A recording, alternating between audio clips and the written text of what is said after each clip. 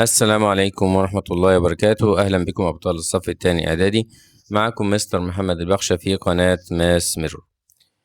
النهاردة إن شاء الله هنحل مع بعض أول تقييم عندنا في التقييمات الأسبوعية، وأول سؤال معانا بيقول إيه؟ If A over B equal B over C equal C over D equal 2 find the value of A plus D over D. طب تعالى كده نبص مع بعض. احنا طبعا ده من درس ال Continued Proportion. طب الدرس دوت احنا درسنا فيه ايه؟ قلنا والله لو انا عندي ال A over ال B equal ال B over ال C equal ال C over ال D، فكنا بنعتبر ان الكلام ده equal كام؟ equal K، ومنه بنقول ان ال C equal ال D multiply ال K، وكل ما ببعد ازود على ال K باور 1 فيبقى ال B equal D K باور 2 وال A equal D K باور كام؟ باور 3. طب انا هعتبر هنا ان الكي هي ال2، هعتبر ان الكي هي مين؟ ال2. طب معنى كده يبقى الاي بكام؟ يبقى الاي ايكوال، هنشيل الكي ونحط مكانها 2، يعني يبقى دي ملتبلاي 2 باور 3 يعني ايكوال 8 دي، تبقى ايكوال 8 دي. طب كده انا عرفت قيمة الاي ب 8 دي، اروح للاكسبريشن واعوض عنها. طب يبقى انا عايز مين؟ انا عايز الاي بلس الدي اوفر الدي، يبقى ده ايكوال الاي هشيلها واحط مكانها 8 دي اوفر بلس الدي اوفر الدي. طبعا الدي هنا مش موجودة عندي، فبالتالي هسيبها زي ما هي. طب 8 دي بلس دي يعني بلس 1 دي، ده هيدينا 9 دي اوفر مين؟ اوفر الدي. طبعا دول هيروحوا مع بعض، هيتبقى لي في الاخر كام؟ 9. طيب تاني سؤال معانا if A is the first proportional to the two numbers 4 and 16 find the value of A.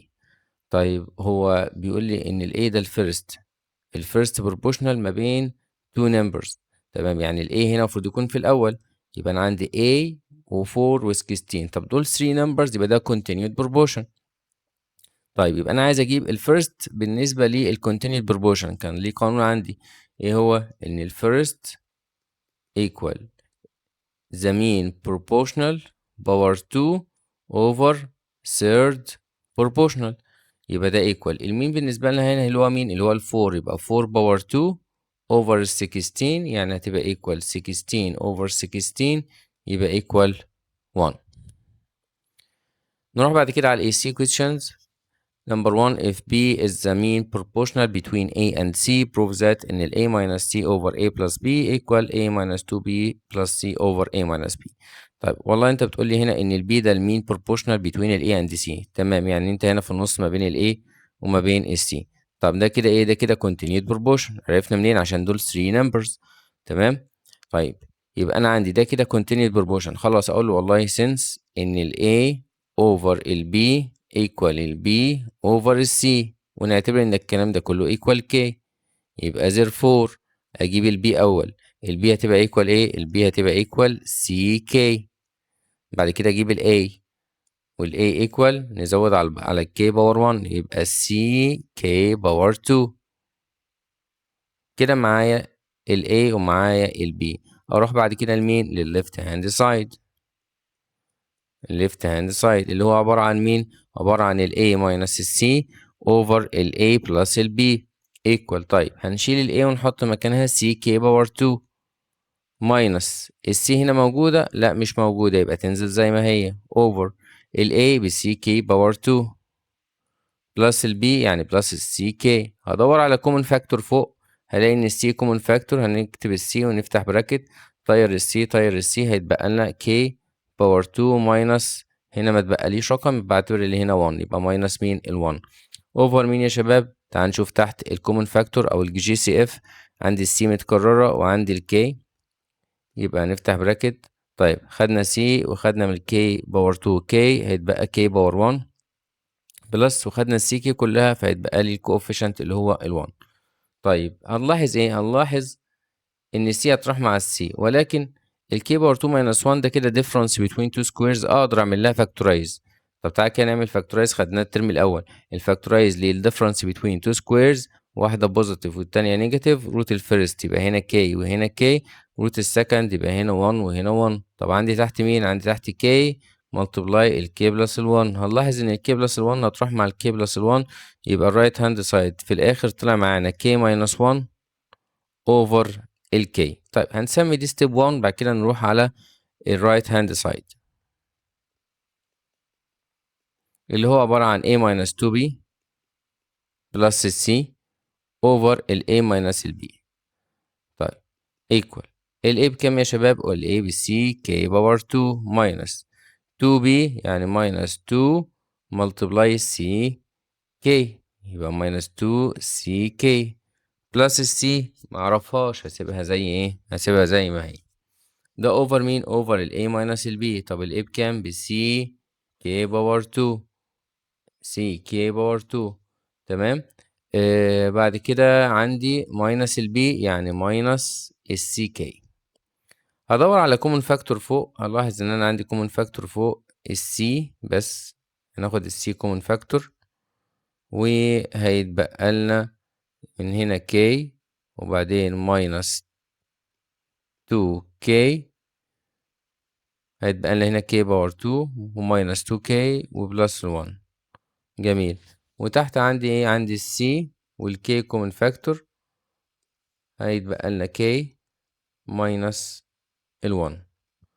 طيب لو لاحظنا هنلاقي السي طارت مع السي، بس لسه ده مش شبه ده، فنفكر هل في خطوة تانية ممكن نكملها. هنلاحظ ان الاكسبريشن اللي هو الكي باور 2 ماينس ال 2 كي بلس ال1 ده درسناه الترم الاولاني، كنا بنسميه بيرفكت سكوير تراينوميال. الفيرست بيرفكت والثيرد بيرفكت والميدل عبارة عن بوزيتيف اور نيجاتيف 2 ملتبلاي روت الفيرست ملتبلاي روت الثيرد. طب ده الفاكتورايز بتاعه كان بيكون عبارة عن ايه؟ كان بيكون عبارة عن براكت باور 2، بنجيب روت الفيرست يبقى كي، روت الثيرد يبقى 1، والميدل ساين هتبقى بالنيجاتيف، ننزل تحت هيبقى عندي k ملتبلاي ال k ماينس ال 1. هنلاحظ ان انا عندي فوق k باور 2 k ماينس 1 والباور 2 وعندي تحت k ماينس 1. طيب ما انا ممكن اطير البراكت مع الباور، تمام، لان دول متكررين، اكن دي k ماينس 1 ملتبلاي k ماينس 1، فهيتبقى لي فوق k ماينس 1 اوفر ال k. هنبص نلاقي نفس الناتج اللي طلع معانا من الليفت هاند سايد، يبقى دي هنسميها ستيب 2، يبقى نقول له from 1 and 2، يبقى therefore left hand side equal right hand side. نروح لتاني سؤال معانا في الإساي questions. if the quantities x 12 6 and y are in continued proportion find the value of x and y. جميل. هو قال لي هنا ان ده continued proportion، خلاص يبقى ال first over second equal second over third equal third over fourth. يبقى اجي اقول له since ان ال x over 12 equal 12 over 6 equal 6 over ال y. تمام. عايز مني ايه؟ هو بيقول لي find the value of x and y. عايز اجيب ال x وعايز اجيب ال y. طب ما سهله، ما انا لو عملت cross multiplication كده اجيب ال x، ولو عملت cross multiplication كده اجيب مين؟ اجيب ال y. اقول له خلاص يبقى therefore ال x equal 12 multiply 12 over 6 وال y equal 6 multiply 6 over 12. تمام. هنيجي نحسب الأولى، ادي 12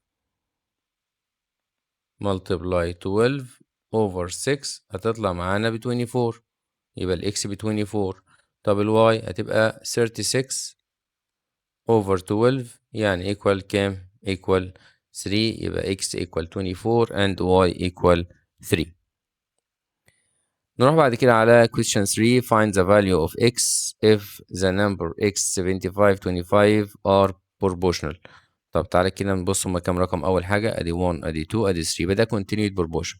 طيب طالما ده continued proportion أجي أقول له يبقى since ال first over ال second equal ال second over ال third.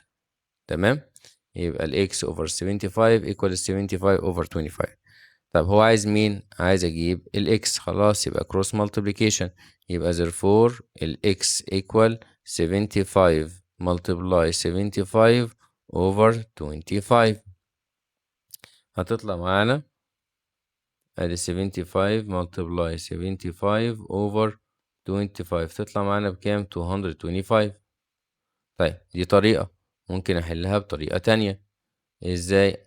أنا عندي طالما ده continued proportion أقدر أجيبها بقانون ال first proportion اللي هو عبارة عن إيه؟ إن ال first equal ال mean proportional whole power 2 over ال third، يعني equal ناخد ال 75 whole power 2 over ال third يعني over 25 برضه هتطلع معانا 225.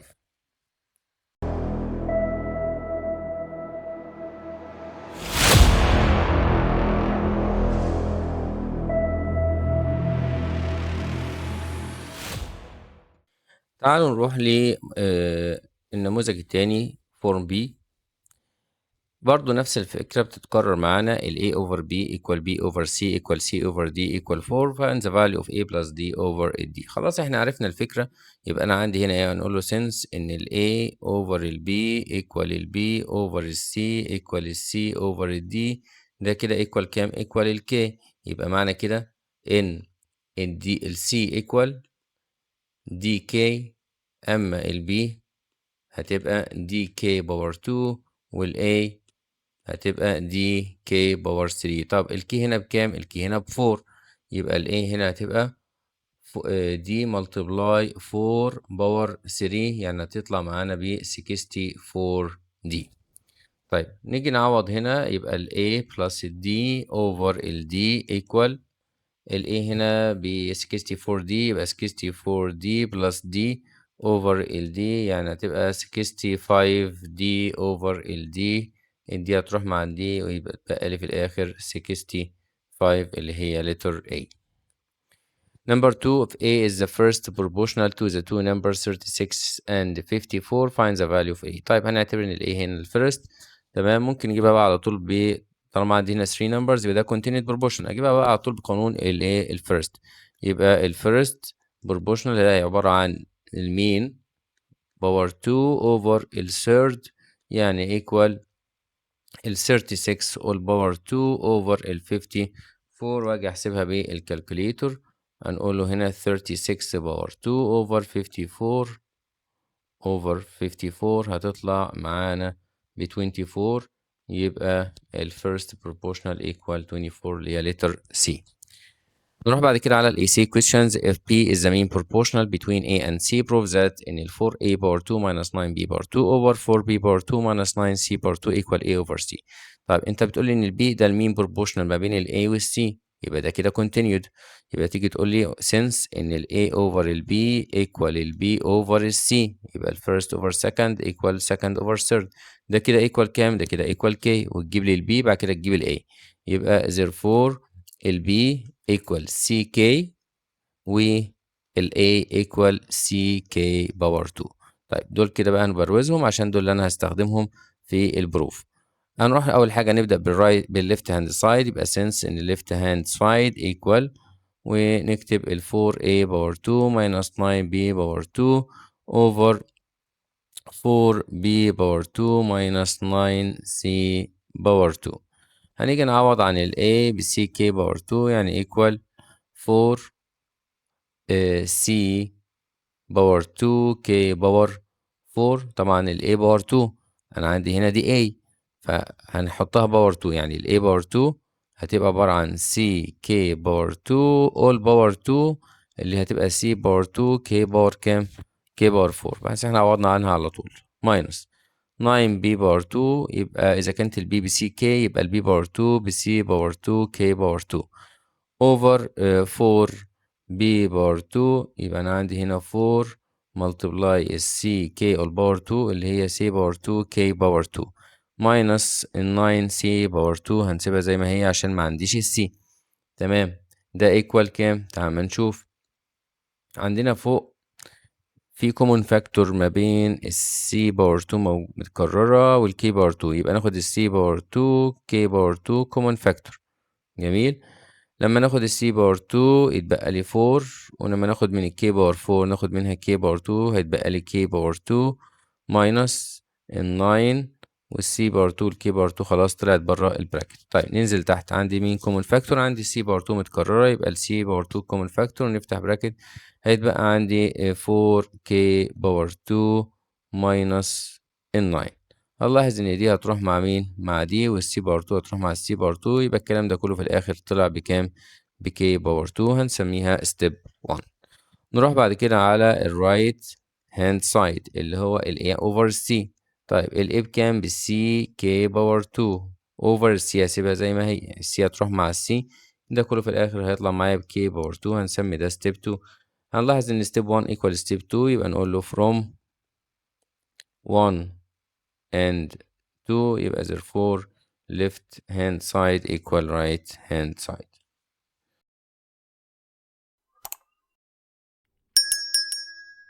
نروح ل question 2. بيقول لنا if the quantities 2x, y and 54 are in continued proportion find the value of x and y. طالما ده continued proportion يبقى ال first over second equal second over third equal third over fourth. يبقى نيجي نقول له since ان 2 over ال x equal ال x over ال y equal ال y over 54، ونعتبر ان الكلام ده كله equal k. طيب يبقى ال y بكام وال x بكام وال 2 بكام؟ هنيجي نقول له يبقى therefore ال y equal 54k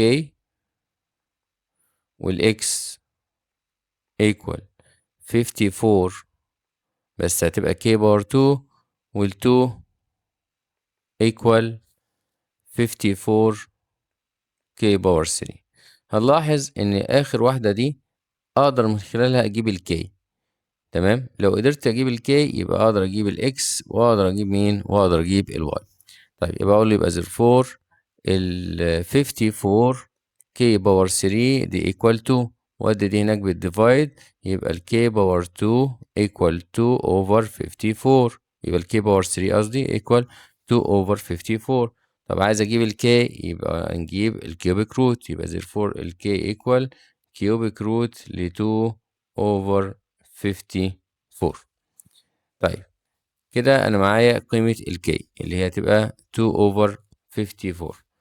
طيب لو احنا جينا نعمل لها simplify دي هتطلع معانا، نعمل simplify نعمل factorize لل 54، يبقى ال 54 divide by 2 equal 27 divided by 3 equal 9 divided by 3 equal 3 divide 3 equal 1، يعني هتطلع معانا ب 3 cubic root 2. هتطلع معانا ب 3 cubic root 2، يبقى ده تحت 3 cubic root 2 وعندي فوق cubic root 2، دي هتروح مع دي، يعني هتطلع معانا 1 over 3. طيب ده بالنسبة للقيمة بتاعت الكي. طب أنا عايز أجيب الواي، يبقى نقول له يبقى therefore الإكس equal والواي equal. الإكس هتبقى 54 كي باور 2، يبقى 54 multiply 1 over 3 all power 2، ونشوف هتطلع بكام. والواي هتبقى ب 54 multiply الكي يعني multiply ال 1 over 3، ونيجي نشوف دي بكام ودي بكام. ادي هنا 54 multiply 1 over 3 باور 2 هتطلع معانا ب6، ودي هتطلع معانا ب، هنشيل دي ونحط ايه الباور، بدل ما هو 3 هنخلي بدل ما هو 2 هنشيل الباور خالص، يبقى multiply 1 over 3 هتطلع معانا بكام؟ هتطلع معانا ب 18. يبقى الإكس طلعت معانا ب6 والواي طلعت معانا ب 18. نروح بعد كده على number 3 find the value of x if the numbers 144 24 are proportion. طيب الاكس دي مكانها فين؟ مكانها في الثيرد، يعني عندي 144 24 و x are proportional. طيب في الثيرد ودول 3 numbers يبقى ده continued، يبقى ده معناها ايه؟ معناها ان الاكس هنا دي بالنسبة لي هي الثيرد، وبالتالي الاكس هتبقى عبارة عن المين باور 2 over الفيرست.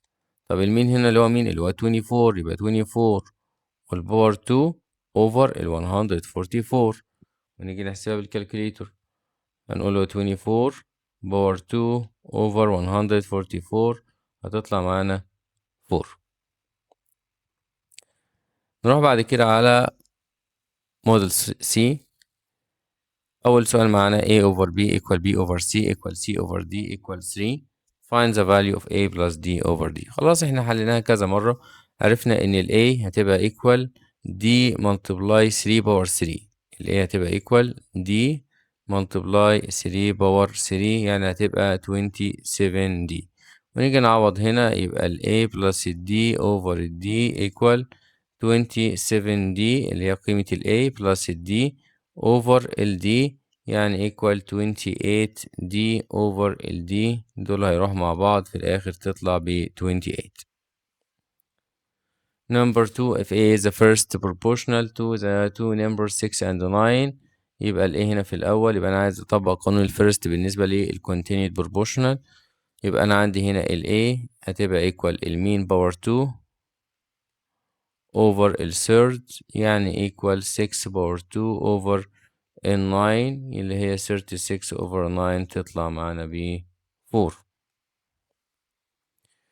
نروح لل AC questions. If B is the mean proportional between A and C, prove that in 3A plus 4B over 3B plus 4C equal A over B. طيب طالما عندي ال B هو ال mean proportional يبقى ده كده continued.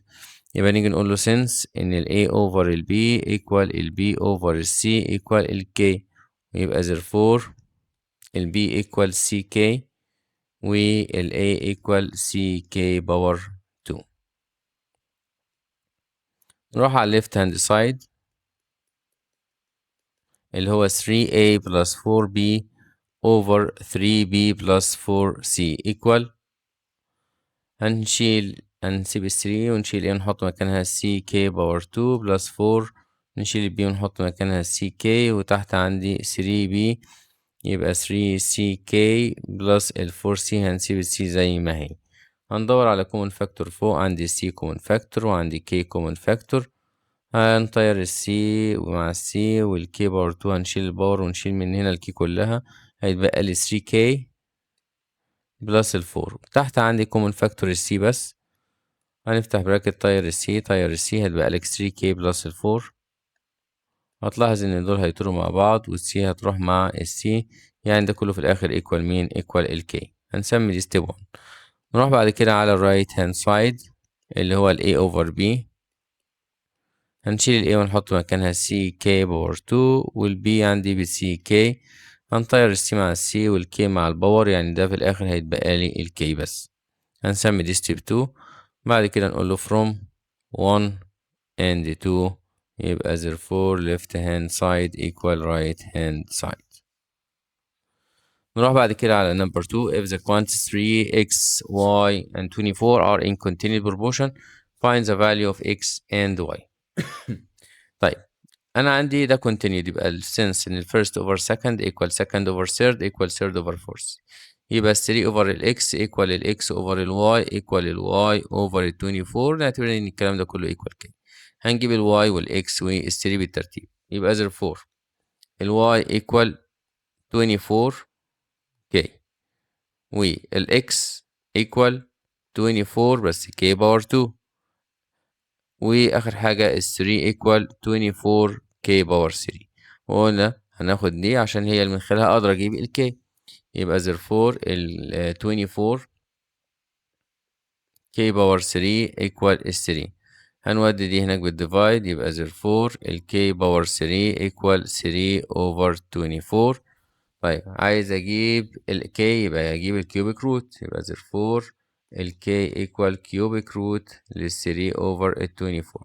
طب ال 24 نعمل لها simplify نعمل لها factorize divide by 2 يدينا 12 divide by 2 6 divide by 2 3 divide 3 1 يعني هتطلع معانا 2 cubic root 3 يبقى ده equal تحت عندنا 2 cubic root 3 وفوق عندنا cubic root 3 دي هتروح مع دي يعني equal 1 over 2 يبقى ال k بكام يبقى ال k 1 over 2.